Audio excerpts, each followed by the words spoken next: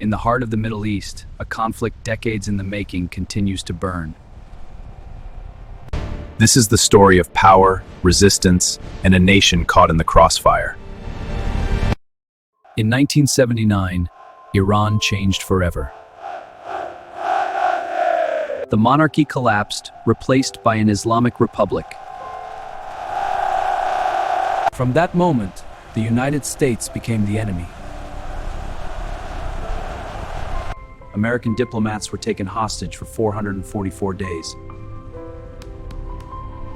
Washington responded with pressure and silent plans. But for many Iranians, it was a fight for independence. Soon after, war engulfed Iran.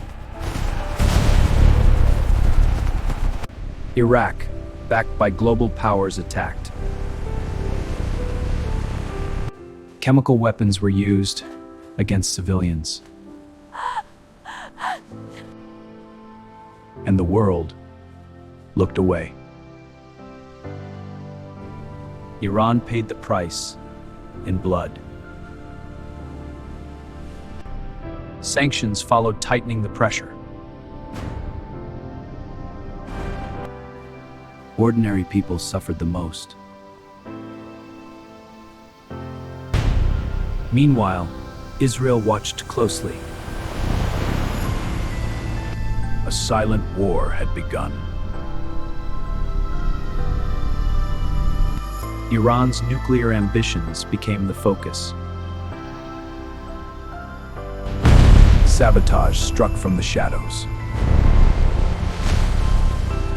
Scientists were assassinated one by one. Cyber warfare replaced open battle. Iran called it aggression. Drones filled the skies. American forces expanded their presence. One man became a symbol of resistance. In 2020, he was killed. Millions mourned. In response, Iran launched ballistic missiles targeting U.S. military bases in Iraq. The attack caused injuries and marked one of the most direct confrontations. By 2026, tensions escalated into sustained military conflict across the region.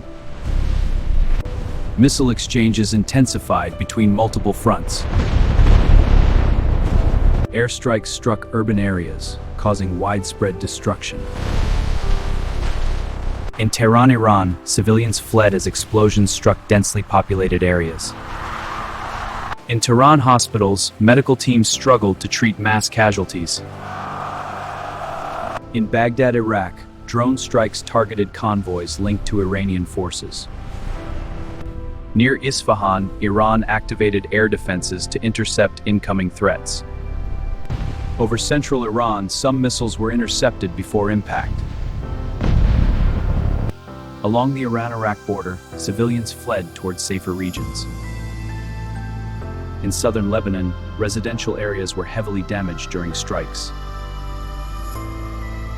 Inside Iran, underground facilities were used to prepare missile responses. In the Persian Gulf, U.S. carriers deployed fighter jets for operations. In Syria, Israeli airstrikes targeted sites linked to Iranian forces. Cyber attacks disrupted communication systems across multiple countries. In Beirut, Lebanon, power outages followed infrastructure attacks. In Khuzestan, Iran, oil facilities were set ablaze during strikes. Worldwide media reported escalating violence across the Middle East. At the United Nations in New York, leaders called for de-escalation. Dialogue is the only path forward. In Tehran, many civilians gathered in prayer during the crisis. In Gaza, children were among the most vulnerable victims of conflict. In Damascus, Syria, the skyline filled with smoke from ongoing strikes. In western Iran, soldiers guarded cities affected by repeated attacks. In Washington, U.S. officials described operations as strategic measured actions to maintain regional stability. Agreed. In Tel Aviv, Israel's defense systems intercepted incoming missiles. Across the region, missile exchanges continued between multiple actors. Several countries in the Middle East were impacted by the expanding conflict. In Tehran, civilians continued to suffer the consequences of war. In Lebanon, families struggled to survive amid destruction. Globally, divisions remained over the ongoing conflict. The crisis raised concerns about wider global instability. The future of the region remains uncertain.